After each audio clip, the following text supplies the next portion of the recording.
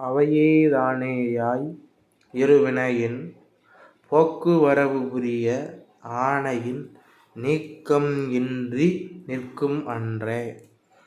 அவையேயாய் தானேயாய் அவையேதானுமாய், இப்படி இந்த மூன்றும் சேர்ந்தது தான் அத்துவிதம். உயிர்களோடு ஒன்றாகவும் இருக்கிறான், அதே நேரத்தில் வேறாகவும் இருக்கிறான், அதே நேரத்தில் உடனாகவும் இருக்கிறான். அடுத்து இருவினையின் போக்குவரவு புரிய. போக்குவரவு புரிவது யார்? உயிர்கள். உயிர்கள் போக்கு இறப்பு, வரவு என்பது பிறப்பு. உயிர்கள் இறந்தும் பிறந்தும் வரும்படியாக எதற்கு ஏற்ப? வினைக்கு ஏற்ப. இருவினையின் உயிர்கள் தங்களுடைய வினைப்பயனால் இறந்தும் பிறந்தும் வரும்படியாக இது இறைவன் உலகத்தை இயக்குகின்ற முறை.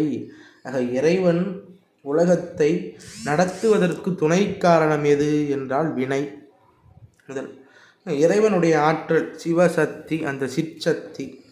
நேரான துணை காரணம் என்றால் இந்த சிற்சக்தி. வினை என்பது இந்த சிற்சக்தியாலே தான் செயல்படும் துணை காரணம். சரி, வினை என்பது என்ன? வினை என்றால் செயல், தொழில். ஆனால் எல்லா செயலும் வினையா? அப்போ எல்லா செயலும் வினை என்று சொல்லப்படுவது இல்லை. எல்லா செயலும் வினை ஆகா. அப்படியானால் எது வினை? நான் செய்கின்றேன் என்ற முனைப்போடு செய்கின்ற செயல் எல்லாம் வினையாகிறது. நான் என்ற தன்முனைப்போடு செய்வது வினை. இந்த வினைகளை நாம் எப்படி ஈட்டிக்கொள்கின்றோம் என்றால் மனத்தினாலே வினை செய்கின்றோம். மனத்தினாலே நல்லது இது, தீயது எது என்று நினைக்கிறோமே, அது வினை. வாக்கினாலே, சொற்களால் பேசும்போது வினையை ஈட்டிக்கொள்கின்றோம். உடம்பினாலே, காயத்தினாலே வினை செய்கின்றோம். இவ்வகையிலே வினை சேர்கிறது. எனவே வினை தோன்றுவதற்கு அடிப்படை என்ன என்றால் நான் என்ற முனைப்பு. நான் என்ற முனைப்புக்கு எது காரணம் என்றால் ஆணவ மலம்தான் காரணம். எனவே ஆணவ மலத்தினாலே தான் வினை உண்டாகிறது. இந்த தன்முனைப்பு, நான் என்ற முனைப்பு இல்லாதவர்களை பார்க்க முடியுமா அந்த உலகத்தில்? நான் என்ற நினைப்பு, என்னால் முடியும் என்ற நினைப்பு இருக்கக்கூடிய நபர்கள் இந்த உலகில் உண்டா என்றால் பட்டினத்தாருடைய வாழ்விலே ஒரு நிகழ்ச்சி. பட்டினத்தார் எல்லாம் துறந்து விட்டு ஊருக்கு வெளியிலே ஒரு வயக்காட்டிலே கட்டாந்தரையிலே கையை தலைக்கு அணையாக வைத்து படுத்து கிடக்கிறார். அந்த வழியிலே பெண்கள் குடம் கொண்டு தண்ணீர் எடுக்க போகிறார்கள். அதில் ஒருத்தி, அடியே அங்கு பார்த்தாயா ஒரு துறவி என்று அவருடைய நிலையை கண்டு கூறினார். அவருடைய கோலத்தை பார்த்து அதில் ஒரு பெண் கூறுறார், இவரா துறவி? இவர் எப்படி துறவி என்று சொல்கின்றாய்? தனது கையை தலைக்கு வைத்து சுகமாக உறங்குகின்றாரே, இவரா துறவி என்று கேட்கின்றார். இவர் இன்னும் உலக சுகத்தை விடவில்லை, இவர் எப்படி முற்றும் துறந்தவர் என்று சொல்கிறாய் என்று கேட்கிறார். இது பட்டினத்தாருடைய காதில் விழுந்துருச்சு. அடடா, இந்த பெண்ணுக்கு இருக்கக்கூடிய ஞானம் எனக்கு இல்லையே, எனக்கு ஞானம் வரவில்லையே என்று வெட்கப்பட்டார். அந்த பெண்கள் எல்லாம் அங்கிருந்து சென்ற உடனே கையை எடுத்து விட்டு வெறுந்தரையிலே தூங்குகிறார். மீண்டும் அந்த பெண்கள் எல்லாம் தண்ணீர் எடுத்து கொண்டு வருகிறார்கள். அப்பொழுது அந்த முதல்ல சொன்ன பெண், இங்கே பாரு, இவர் உண்மையான துறவி தாண்டி என்றார். மீண்டும் அந்த பெண், அடியே இவர் துறவியே அல்ல, இவர் துறவியே அல்ல. உலகத்தார் தன்னை பற்றி பேசுவதை கேட்டு அதன்படி நடப்பவர் எப்படி அடி துறவியாக மாற முடியும் என்று இவர் துறவி அல்ல என்று சொன்னார். அப்போதுதான் பட்டினத்தார் உணர்ந்தார், நான் என்பதை ஒழிப்பது எவ்வளவு சிரமம் பெருமானே. நான் என்பதை ஒழிப்பது, நானது ஒளிந்து, நான் என்பது ஒளிந்தால்தான் நாயகன் அங்கே வெளிப்படுவான். எனவே இந்த தன்மை இல்லாமல் இருப்பது மிக மிக கடினம். இதுதான் வினைக்கு அடிப்படை. நான் என்பது மனத்தினாலே, வாக்கினாலே, காயத்தினாலே நாம் செய்கின்ற வினைகள் எல்லாம் தற்போது செய்கிறோம்ல நல்வினை தீவினை, இந்த இரண்டிற்கும் பொதுவான பெயர் ஆகாமியம் என்பார். நல்வினை தீவினை இரண்டும் ஆகாமியம். இந்த சொல்லுக்கு என்ன பொருள் என்றால், காமியம் என்றால் விருப்பம், விருப்பத்தோடு நம்மால் செய்கின்ற வினைகள் நல்வினைகள் விருப்பத்தோடு செய்கின்றோம். தீவினை மிக மிக விருப்பத்தோடு செய்கின்றோம். ஆகாமியம் தமிழிலே செய்வினை மேல்வினை என்று சொல்லுகிறார்கள், இப்போது செய்யக்கூடிய வினை. ஆக இந்த ஆகாமிய வினை செய்கிறது தெரியுதா? இது உடனே அழிந்து போகிறது, இது நமக்கு தெரிகிறது அல்லவா? இதனால் இது தூள வினை என்று சொல்லுவார்கள், நமக்கு புலப்படுகிறது. நல்வினை தீவினை நமக்கு புலப்படும், அவற்றை நாம் தெரிந்தே செய்கிறோம். இது தூள வினை. இது அழிந்து சடப்பொருள் அழிந்தால் என்ன ஆகும்? பருநிலையிலிருந்து நுட்ப நிலையை அடைகின்றது. ஆக தூள நிலையில் இருந்து சூக்கும நிலை அடைகின்றது. புலப்படுகின்ற நிலையிலே இருந்து புலப்படாத சூக்கும நிலையை அடைகின்றது, நுண்ணிய நிலை. அந்த நுண்ணிய நிலையை அடையும் பொழுது, சூக்கும நிலையை அடையும் பொழுது அவை பாவம் புண்ணியம் என்ற பெயர் பெறுகிறது. தீவினை என்பது பாவம் எனவும் நல்வினை என்பது புண்ணியம் எனவும் பெறுகிறது. இந்த புண்ணிய பாவம் இரண்டிற்கும் பொதுவான பெயர் என்ன என்றால் அது சஞ்சீதம். சஞ்சிதம். இந்த சஞ்சிதம் எங்கே இருக்கிறது என்றால், நம்முடைய சஞ்சிதம் வினை எங்கு இருக்கிறது என்றால் நம்மிடம்தான் உள்ளது, நம்முடைய புத்தியில்தான் இருக்கின்றது. மனம் புத்தி சித்தம் அகங்காரம் அந்த கரணம். ஆக மனம் புத்தி, இந்த புத்தியில்தான் தங்கி இருக்கின்றது இந்த சஞ்சீதம். அந்த கரண 4 மனம் புத்தி சித்தம் அகங்காரம். இதில் புத்தியினுடைய வேலை என்ன? நிச்சயித்த. புத்தி நிச்சயித்த, இது இன்னது என்று புத்தி நிச்சயிக்கும். இப்போ ஒரு பொருளை மனமானது பற்றும், அப்படி பற்றும் பொழுது சித்தம் சிந்திக்கிறது, இது என்னது இது என்னது என்று சித்தம் சிந்திக்கும். அகங்காரம் இது இன்ன பொருள்தான், நான் இதனை அறிவேன் என்று அறிவதற்கு உண்டான ஒரு எழுச்சியை தருகின்றது. ஆக எழுச்சியை கொடுக்கின்றது, ஒரு ஊக்கத்தை கொடுக்கின்றது. முடிவிலே புத்தியானது தான் இது இன்ன பொருள் என்று நிச்சயித்தலை செய்யும். அந்த புத்தியிலே தான் நம்முடைய இந்த பல வினைகள் எல்லாம் தங்கி இருக்கின்றன. சஞ்சிதம் என்ற இந்த வினைகள் எல்லாம் தங்கி இருக்கின்றது. இது தங்கி இருந்து என்ன செய்கிறது என்று தெரியுமா? புத்தி நிச்சயிக்கின்ற போது நம்முடைய பலவினைக்கு ஏற்பத்தான் புத்தி நிச்சயிக்கும், வினைக்கு ஏற்பத்தான் புத்தி நிச்சயிக்கும். நிச்சயித்துத்தான் இன்ப துன்பங்கள் நமக்கு வரும். இப்போ ஒரு வழியில் நடந்து போகிறோம், இரவு நேரம், அப்படி நடந்து வரும்போது நம்முடைய வினைக்கு ஏற்றபடி தான் புத்தி நிச்சயிக்கும். இது நல்ல வழி என்று தான் புத்தி சொல்லும். உடனே நாமும் நடப்போம், குழியில் விழுந்து துன்பப்படுவோம். இப்படி சரியாகவோ தவறாகவோ முடிவு செய்வதற்கு என்ன காரணம் என்றால் வினைதான் காரணம். சஞ்சித வினை இது புத்தியில்தான் இருக்கிறது. இதனைத்தான் தமிழிலே கிடைவினை என்று சொல்லுவார்கள். கிடைவினை. இப்போ கிராமங்களில் சொல்கிறார்கள் கிடை போடுதல் என்றால் கிடைவினை.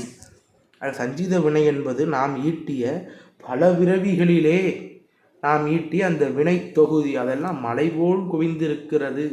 சஞ்சிதம் ஆகிய தொகுதி, அதையெல்லாம் நாம் அனுபவித்து முடித்தால்தான் நமக்கு பிறவி இல்லை. இதனையெல்லாம் எந்த காலத்தில் எப்போ நாம் முடிப்பது? அது இறைவனே பார்த்துத்தான் இது நீங்க வேண்டும். இது நம்ம முயற்சியினால் ஆகாது.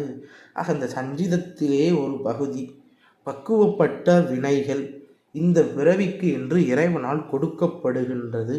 பக்குவப்பட்ட வினைகள், அதற்கு பெயர்தான் பிராரப்தம். பிராரப்தம்.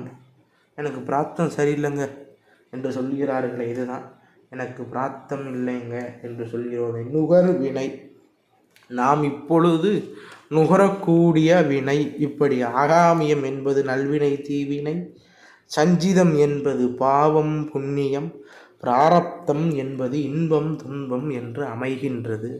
இந்த பிராரப்த வினைக்கு ஏற்பத்தான் உடம்பு அமைகின்றது, நம்மளுடைய உடம்பு அமைகிறது. நம்முடைய வாழ்க்கை சூழலும் இதற்கு ஏற்பத்தான் அமையும். இந்த பிறவியிலே சாதி ஆயுள் போகும், இந்த மூன்றிற்கும் காரணம் இந்த பிராரப்த வினை. இங்கே சாதி என்பது ஆண் பெண் என்ற வேறுபாடு. இதற்கு காரணம் இந்த பிராரப்த வினை. ஆயுள் வாழ்நாள் சிலருக்கு நீண்ட காலம் இருக்கிறது, சிலருக்கு குறுகியே உள்ளது.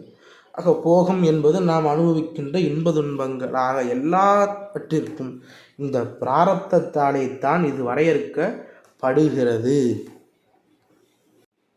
இறைவனுடைய ஐந்தொழிலை நடனம் என்று குறிப்பார்கள். ஐந்தொழில்கள் 3 வகையாக பார்த்தோம். தூள ஐந்தொழில், சூக்கும ஐந்தொழில், அதிசூக்கும ஐந்தொழில். எனவே 3 வகையான நடனங்கள் பெருமான் செய்கிறான். தூள நடனம், சூக்கும நடனம், அதிசூக்கும நடனம். தூள ஐந்தொழில்னா என்னது? படைத்தல், காத்தல், அழித்தல், மறைத்தல், அருளல். இவற்றை உணர்த்துகின்ற நடனம் தூள நடனம்.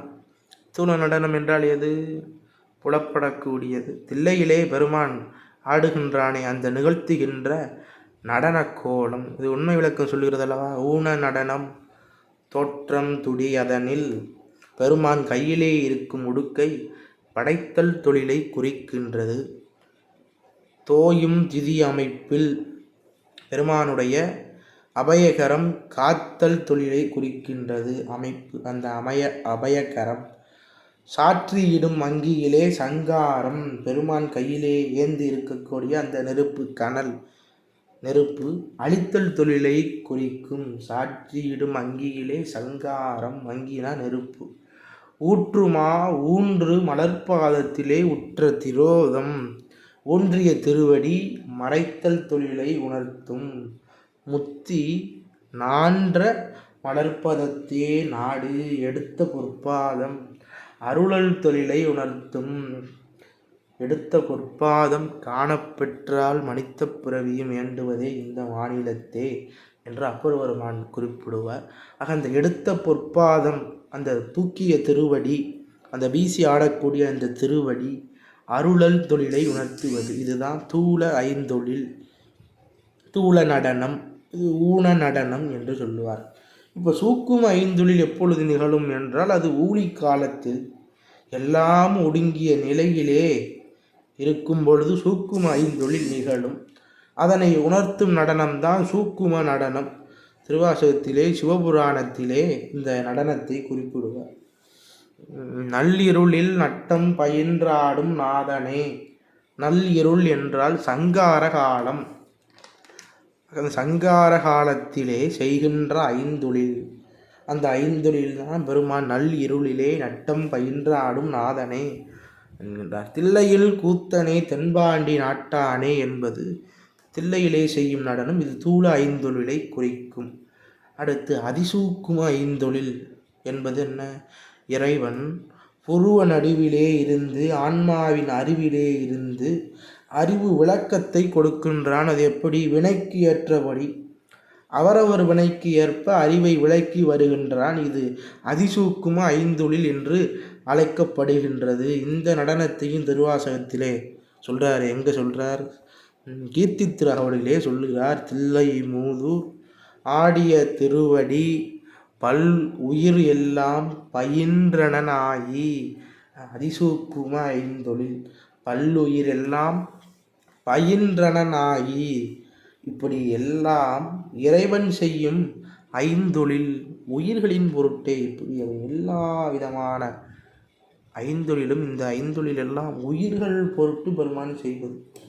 ஆக உயிர்களை ஆணவ மலத்திலே இருந்து நீக்கும் பொருட்டு.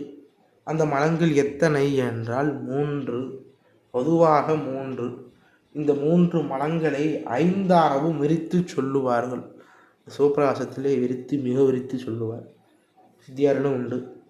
இந்த 3 மலங்கள் 5ஆக விரித்து சொல்லுவார்கள். அவை ஆணவம், கன்மம், மாயை, மாயேயம், திரோதானம் என 5 மலங்கள். 5 வகைப்படும். பஞ்சமலங்கள் என்றும் சொல்லுவார்கள். இந்த முதல் 3 தெரிந்தது, ஆணவம், கன்மம், மாயை. இந்த 4வது மாயேயம் என்பது மாயையினுடைய காரியங்கள். அதாவது மாயையின் காரியங்கள் என்றால் என்ன? தனு, கரண, புவன, போகம். இவை 4ம் தான் மாயேயம் என்று சொல்லப்படுகிறது.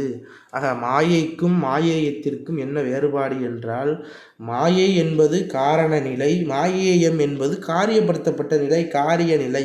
ஆக காரியத்திற்கு அழிவு உண்டு, காரணத்திற்கு அழிவு இல்லை.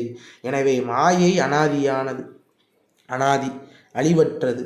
மாயேயம் காரியம், ஏன்னா அது தோன்றுதில்ல, அது தோன்றியது அழியும், அழியக்கூடியது. அதுபோல் ஆணவ மலத்திற்கும் சொல்லுவார்கள் இரண்டு நிலை, காரண நிலை, காரிய நிலை. ஆணவ மலத்திற்கு காரண நிலை என்பது கேவல நிலையிலே எல்லா உயிர்களையும் மறைக்கும் நிலை. உயிர்களுக்கு முற்றிலும் அது அறியாமையை தரக்கூடிய நிலையிலே அது அமையும். ஆணவத்தின் காரண நிலை. இதன் காரிய நிலை என்பது என்ன? உடம்போடு கூடிய சகல நிலையிலே மயக்க உணர்வை உண்டாக்குவது ஆணவத்தினுடைய காரிய நிலை. நிலையற்ற பொருளை, அற்பமான பொருளை கருதுமாறு அறிவை மயக்குவது. அற்பமான ஒரு பொருளை பார்த்து இது உயர்வான பொருள் என்று அறிவை மயக்குவது. இந்த ஆணவ மலம் 7 விதமான காரியங்களை செய்கிறது என்று சொல்கிறார். அதில் முதலாவதாக மோகம். மோகம் என்ற காரியம் சகல நிலையிலே இது உண்டாகிறது. மோகம் என்றால் நூல்கள் மூலமாக நமக்கு சில உண்மைகளை அறிகின்றோம். அந்த உண்மைகளை நம்மால் கடைபிடிக்க முடிகிறதா? இது கொள்ளத்தக்கது, இது தள்ளத்தக்கது என்று உண்மையை நூல்கள் மூலமாக நமக்கு தெரிந்தாலும் நாம் அப்படி நடக்கிறோமா? அப்படி நம்மளை நடக்க விடாமல் செய்வது தான் இந்த மோகம், ஆணவ மலத்தின் காரியம்.